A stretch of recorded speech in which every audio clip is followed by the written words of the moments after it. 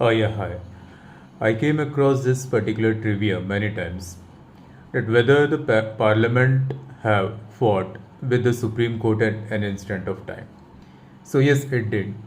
It was long back in 1950s, just after the time when India became republic. There was the first instance in which the parliament had a tug of war or tussle with the Supreme Court. And that was the case of Shankari Prasad Singh case of 1951. Now let me take you to the years of independence of India, the initial years.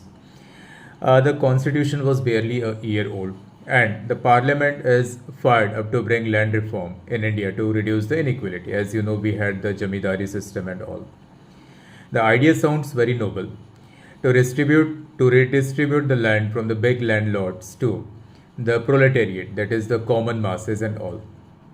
But here's the twist, wherein the big jamidar they started saying कि this is our property. You can't just take it away. The parliament just can't take it away. And they run to the Supreme Court. And they were saying कि pointing to the Article 19 subclause 1, subclause F and Article 31 that by this particular land reform, the parliament is violating this particular Article 19 subclause 1F and Article 31. Okay. Now the big question which came before the court was, can Parliament amend the Constitution, even if it means curtailing the fundamental right? That particular question had got dealt in this very famous Shankari Prasad Singh case of 1951.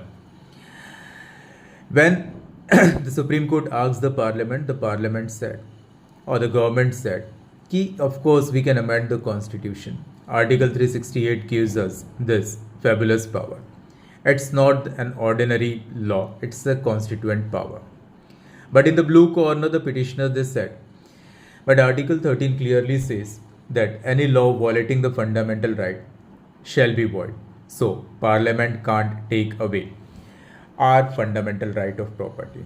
Now, the verdict has got set for the historic judgment, in which the Supreme Court said that the Parliament has an upper edge. The Parliament can change the Constitution. It's an unlimited power. And this gave the free hand to the Parliament. And it resulted into subsequent the first constitutional amendment in 1951 in the form of rampant land reform all across the federal units of India, that is the states. And even the fourth constitution amendment of 1955. So this was the first stage with respect to the long constitutional boxing match between the parliament and the judiciary. Thank you so much.